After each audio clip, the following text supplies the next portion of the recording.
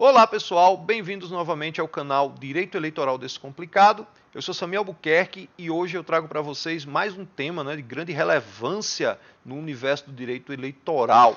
Mas precisamente uma questão que talvez a principal questão que surgiu aí com a promulgação da emenda constitucional número 107 de 2020, a emenda que alterou a data das eleições e várias outras datas aí relativos ao calendário eleitoral. E qual questão é essa, pessoal?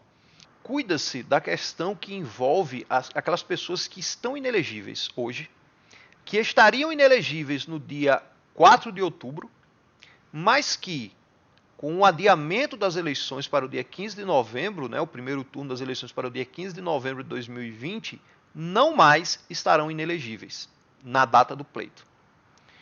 O grande problema aqui, na verdade, se apresenta de duas formas. O primeiro é porque a emenda constitucional ela não falou expressamente do caso dessas pessoas. O segundo problema é que a data do registro de candidatura, até a data final para que os partidos políticos e coligações apresentem o registro de candidatura dos seus candidatos, se dá em 26 de setembro próximo. Portanto, antes do dia 7 de outubro. Então, veja, aquelas pessoas que estão inelegíveis e que vão apresentar o registro, na data em que tem que apresentar o registro, que é a data da aferição propriamente, dos requisitos de elegibilidade e da presença de causas de inelegibilidade pela Justiça Eleitoral, ainda não estarão elegíveis. E aí, como fica essa situação? Nós temos esses dois problemas, que são bastante complexos do ponto de vista jurídico, mas que nesse vídeo nós tentaremos explicar para você. E para começar, deixe-me explicar um pouco sobre essa questão da inelegibilidade por 8 anos. Lá em 2009, 2010, nós tivemos um movimento da sociedade civil, e que culminou com a apresentação de um projeto de lei de iniciativa popular que acabou por se transformar na Lei Complementar número 135 de 2010. E provavelmente você não vai saber que lei é essa, pela referência do número desta lei. Contudo, com certeza você conhece essa lei. Trata-se da lei da ficha limpa, a famosa lei da ficha limpa, que entre várias outras novidades ali, e talvez a principal delas, ela enrijeceu entre aspas, penalidade para aquelas pessoas que cometeram alguma irregularidade eleitoral e que tiveram aí, enfim, condenações por órgãos colegiados transitados em julgado, ou não, diga-se de passagem, porque até pouco tempo a gente tem essa discussão aí de que condenação em segunda instância, condenação só depois de transitar em julgado, mas a lei da ficha limpa, ela prevê que os efeitos já se deem, em matéria eleitoral a partir da condenação em segunda instância, Inclusive até um outro ponto que se pode discutir aí, porque com a nova interpretação aí do STF aí, você pode até discutir essa questão aí também. Mas enfim, não é o objetivo desse vídeo. Fato é que, com a lei complementar número 135, a gente teve a seguinte alteração. Antes, praticamente todas as condenações que geravam inelegibilidade, porque a inelegibilidade ela não é uma pena, ela é um efeito de uma condenação. E para que você tenha uma ideia de como isso é complexo, a gente tem ainda, até hoje, uma discussão aí se inelegibilidade é pena, se ela não é pena, ou se existem casos em que ela é pena e casos em que ela não é pena, E, enfim, durante muito tempo aí a gente teve essa discussão e tem muitos que ainda ideia de que é uma pena, mas para todos os efeitos nós vamos tratar aqui como não pena, certo? Como inelegibilidade não sendo uma pena. É a corrente majoritária, enfim, e eu me filio a ela também.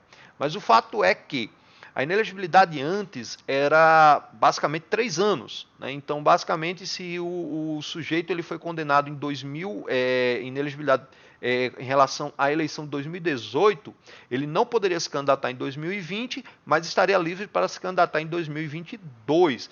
O que, vamos convir, era um prato cheio aí para os malfeitores, né? Porque era praticamente um incentivo. Você fazia o que quisesse, caso você viesse a ser realmente processado, caso você viesse a ser condenado, você ficaria impedido basicamente de participar da outra eleição.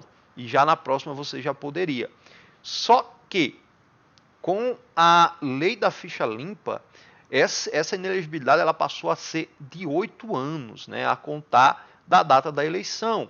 Então, por exemplo, o cara que foi condenado lá em 2012, há 8 anos, né, foi condenado lá, perdeu o registro de candidatura, foi condenado, teve o seu diploma cassado, então, enfim, o seu mandato aí foi cassado. Essa pessoa, eu estou usando exemplo, não existem outros casos, mas enfim, vou usar esses exemplos. Essa pessoa, ela ficou inelegível a partir da data da eleição de 2012. Não importa se ela foi condenada em 2014, não importa se ela foi condenada, transitou ali em julgado, acabou tudo em 2016. Não. Conta-se a partir da data do pleito em que aconteceram os fatos lá e que geraram a sua inelegibilidade. Então, assim, o sujeito foi condenado e teve a sua consequência, né, a sua consequente inelegibilidade por 8 anos a partir do dia 7 de outubro de 2012, data das eleições em primeiro turno naquele ano. Esse cidadão, ele vai estar inelegível até o dia 7 de outubro de 2020. Portanto, ele estaria inelegível indiscutivelmente no dia 4 de outubro. Portanto, ele não poderia participar das eleições. Todavia, diante do adiamento, do necessário adiamento, e acho para mim extremamente acertado o adiamento das eleições por pelo menos esses 40 dias, né, que a gente vai ter aí um pouco mais de 40 dias, a situação dele muda. Por quê? Porque no dia 7 de outubro ele vai estar elegível, no dia 8 de outubro ele vai estar elegível. Portanto, se a eleição é dia 15, ele tem aí uma expectativa aí de direito, né, porque de que poderia, em tese, se candidatar e ser eleito e, enfim, assumir o mandato. Então aqui nós teríamos um problema. Por quê? Porque essas pessoas elas ainda estariam inelegíveis, né, do dia 26 até o dia 7 de outubro. E aí, o que fazer? O que acontece com essas pessoas? E aí a gente já tem discussões aí no meio jurídico para tentar entender como ficará essa situação. E temos outra situação em cima, que é o fato de que a emenda constitucional ela não tratou especificamente desse ponto.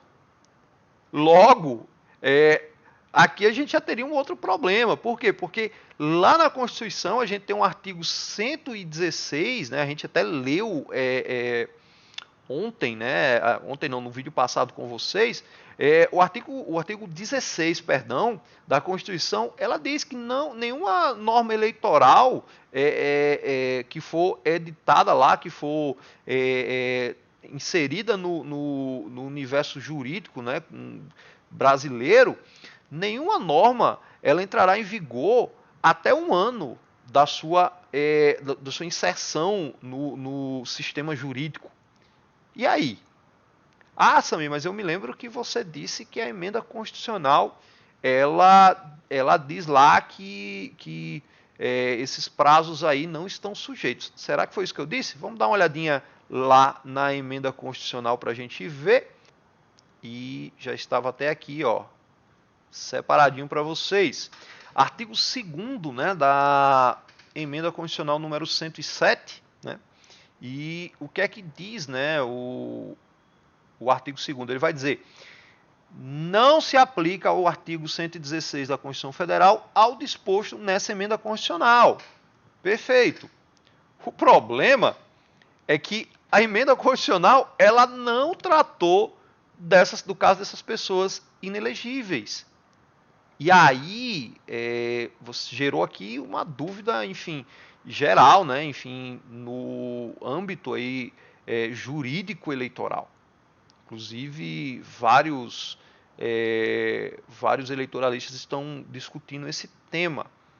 Inclusive, eu recebi informações aí de que será apresentado, né, inclusive acho que já tenha sido apresentado no momento da publicação desse vídeo, uma consulta junto ao Tribunal Superior Eleitoral, especificamente quanto à aplicabilidade do artigo 116, do artigo 16 da Constituição, para essas pessoas que estão inelegíveis, mas que não estarão inelegíveis lá em 15 de novembro. Então, a gente já terá aí, eu acredito que teremos outras consultas, porque é uma questão que vai gerar muita confusão, inclusive tanto para as pessoas que querem se candidatar, como para as pessoas que querem evitar que essas pessoas se candidatem, né? Então, assim, partidos políticos de coligação cujo adversário vai se candidatar, vai tentar impugnar. Então, assim, nós temos essas situações aí e que serão bastante interessantes serem tratadas. Contudo, eu trago para vocês hoje justamente a resposta a essa questão.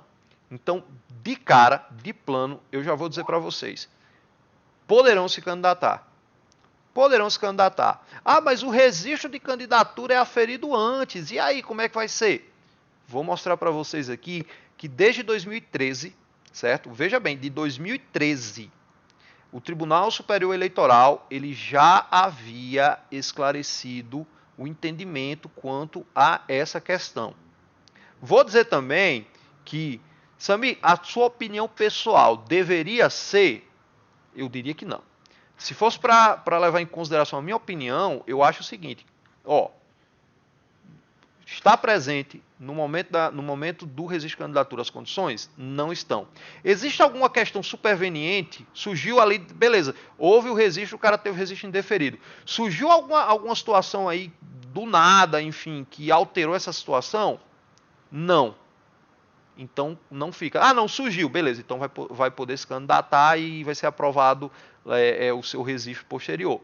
Agora, a gente tem uma questão que já é existente, ela já é pré-existente, então eu tenderia a entender que não deveria ser permitido essas pessoas a se candidatarem. Contudo, no atual momento e na atual jurisprudência do Tribunal Superior Eleitoral, essas pessoas vão poder se candidatar e eu vou mostrar para vocês isso agora. Em 2013, o Tribunal Superior Eleitoral ele já havia tratado dessa questão em uma consulta, né, consulta 380-63 de 2013, apresentada por um deputado federal à época, e o tribunal ele esclareceu justamente essa questão desse interregno aí entre o registro de candidatura e a eleição. Mas o cara lá ficou elegível nesse período. Ele vai poder se candidatar, mesmo que o prazo do registro já tenha passado? E aí o tribunal, ele veio, inclusive, diga-se, vários ministros do tribunal mudando o entendimento. Inclusive também, diga-se, a assessoria da presidência apresentou manifestação para o relator, que no caso era o presidente, o ministro Marco Aurélio Mello, dizendo, olha, não deveria ser. Mas aí o ministro entendeu diferente, e na verdade ele já entendia diferente, né, já julgava nessa linha, e aí foi acompanhado pelos outros ministros da corte. Veja bem, nada impede que os ministros venham a ter outro entendimento e mudem a jurisprudência. Só que eu acho bastante difícil. Eu, particularmente, acho, assim, a priori, assim, aquela impressão, sabe aquela coisa de coração? Fica no coração ali. Eu acho que não deveriam poder, certo? Mas não é esse o entendimento atual. Então, sem mais delongas, vamos dar uma olhadinha aqui na consulta número 380-63 de 2013. olha só, o consulente, né, aquele que apresentou a consulta, foi Leandro Vilela Veloso, que era deputado federal à época, não sei se ele ainda é deputado federal. E a consulta, né, a resposta, ela se encontra assim emendada: inelegibilidade, cessação, alcance do artigo 11, parágrafo 10 da Lei 9.504 de 97, cassada a inelegibilidade antes das eleições, cumpre observar a teor do disposto no artigo 11, parágrafo 10 da Lei 9.504, o fenômeno: inelegibilidade, cessação, processo de registro, sobrestamento, impropriedade. Descabe sobrestar o processo de registro para aguardar-se o termo final da inelegibilidade. Inelegibilidade, consideração, limite. O termo final para considerar-se a cessação da inelegibilidade coincide com o encerramento da jurisdição ordinária, sendo imprópria a consideração de fato novo em sede extraordinária. Inelegibilidade, cessação, medida acautelatória possível é ter-se, no campo da cautelar, providência visando a eficácia da cessação da inelegibilidade antes das eleições.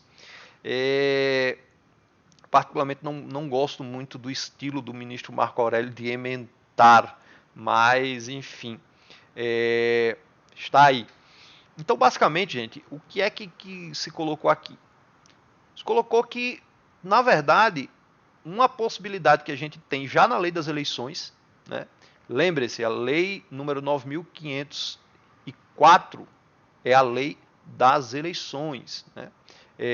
E nós temos no seu artigo 11, o artigo 11 ele trata especificamente do registro de candidatura, ele diz a data que as coligações e os partidos têm que pedir o registro, bem como quais os documentos que têm que instruir esse pedido de registro. E aí nós temos no parágrafo 10 uma previsão com relação a causas supervenientes. Então, deixe-me transicionar novamente aqui para nós darmos uma olhadinha no dispositivo. Deixe-me abrir aqui. Não. Está aqui. Lei das eleições, 9.504. Vamos baixar aqui até o... O negócio é achar o artigo. Aí é passando, tá vendo? Beleza. O que é que diz o artigo 11? Vamos lá. Artigo 11. Os partidos e coligações, deixa eu subir um pouquinho. Os partidos e coligações solicitarão à Justiça Eleitoral o registro de seus candidatos até às 19 horas do dia 15 de agosto do ano em que se realizarem as eleições. Lembrando, gente, que diante da emenda constitucional número 107, nós temos uma excepcionalidade. Essa data foi para 26 de setembro. E aí, né, o parágrafo 1º ele vai dizer que o pedido ele tem que ser instruído com diversos documentos, ele lista os documentos. O parágrafo 2º ele vai tratar da idade mínima, também a questão da possibilidade do juiz abrir prazo, enfim. Ele vai tratar basicamente o artigo 11 dessas situações com relação ao registro de candidatura. E no parágrafo 10 ele vai dizer: as condições de elegibilidade e as causas de inelegibilidade, preste bem atenção, não são a mesma coisa, gente. Condições de elegibilidade e causas de inelegibilidade pode até parecer que seja, mas não são as mesmas coisas. Inclusive, se vocês tiverem interesse, deixem no comentário que eu posso trazer um vídeo para tratar desse tema. Mas o fato é, devem ser aferidas no momento da formalização do pedido de registro da candidatura, ou seja, eles têm que estar presentes no momento em que a coligação ou partido pede o registro. Contudo, porém, entretanto, ressalvadas as alterações fáticas ou jurídicas supervenientes ao registro que afastem a inelegibilidade. Aqui a gente teria, né, um probleminha, né, porque o que seria basicamente algo superveniente, né, algo que surge depois, Só que a situação da inelegibilidade e o prazo de término dessa inelegibilidade, ela já está presente, né? Nós já temos a data em que ela vai cessar, então ela não é superveniente. E aqui era a grande discussão, que inclusive nessa linha, né, acabou tendo a manifestação da assessoria da presidência do Tribunal Superior Eleitoral. Eu vou mostrar para vocês agora. Vamos dar uma olhadinha aqui. Novamente vamos voltar aqui para a consulta 380-63 e vamos olhar aqui o voto do ministro Marco Aurélio, né? O voto do ministro diz o seguinte: senhor ministro Marco Aurélio, seus ministros adotam a título de relatório as informações prestadas pelo gabinete. E aí tem, o deputado apresentou, apresentou, e ele diz: a assessoria especial da presidência preconiza resposta negativa para as indagações, folhas 5 a 10, assinala deverem as condições de elegibilidade e as causas de inelegibilidade ser verificadas no momento da protocolação do pedido de registro de candidatura, ressalvadas as situações que impliquem elegibilidade superveniente nos termos do artigo 11, parágrafo 10 da lei.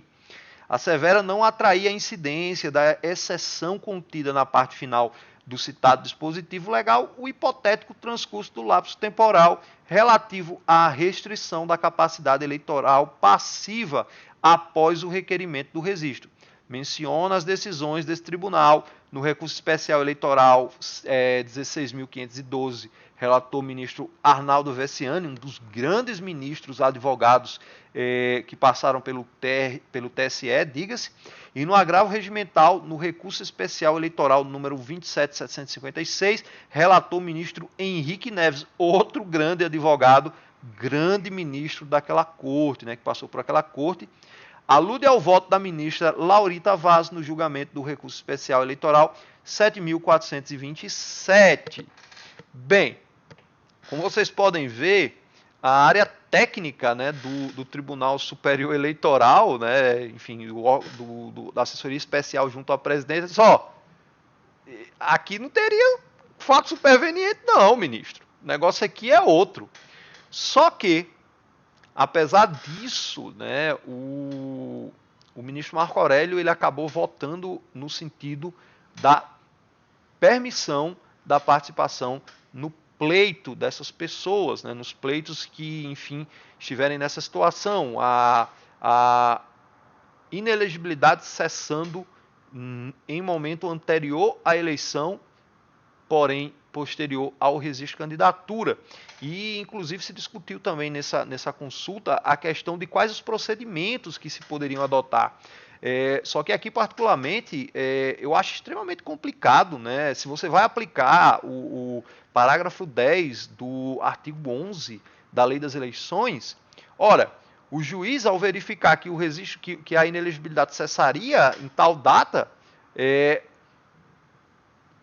das duas, uma, ou a parte vai pedir uma cautelar, uma liminar, e aí o juiz vai deferir o registro em cima dessa medida liminar, como foi o que foi decidido, ou o juiz vai reconhecer e vai dizer, ó, o registro está aqui, a situação é essa, e o momento final a cessação da inelegibilidade do autor, do requerente, né, do requerente não, do futuro, do provável candidato, né, que está sendo requerido, vai cessar a tal data, e por isso eu defiro. Mas eis o problema. Por quê? Porque o registro, o momento em que se afere, é o momento do registro, que no caso vai ser dia 26 de setembro. Em todas as vênias, há quem pense em contrário, inclusive eu me sujeito ao entendimento atual, mas eu penso, né, inclusive eu discuti isso com um grande juiz, amigo meu, grande jurista eleitoralista, né, e a gente teve uma discussão. Geralmente a gente é uma pessoa que eu tenho muita liberdade e muito prazer em discutir, porque basicamente nem ele tem meias palavras, nem eu também. Então a gente acaba discutindo de forma bem franca. E eu apontava isso para ele. Eu, sinceramente, a minha impressão é que não poderia se candidatar, porque para mim não é uma situação superveniente. Não é uma situação superveniente, não é algo que surgiu após o pedido de registro. Mas, né, a gente se submete ao entendimento majoritário. Lembrando que pode ser alterado. O entendimento pode ser alterado.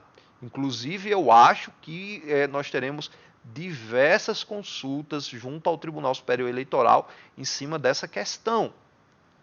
Ok? Então, assim, ressalvado o que for modificado aí pelo Tribunal Superior Eleitoral, em termos de seu entendimento, no momento, nós temos a possibilidade, sim, daquelas pessoas que ainda estão inelegíveis e que estarão inelegíveis até o dia 7 de outubro, ou mesmo, enfim, vão sim poder se candidatar para o pleito de 2020, diante da alteração das datas trazidas pela emenda constitucional número 107. Ah, você diz em cima de quê?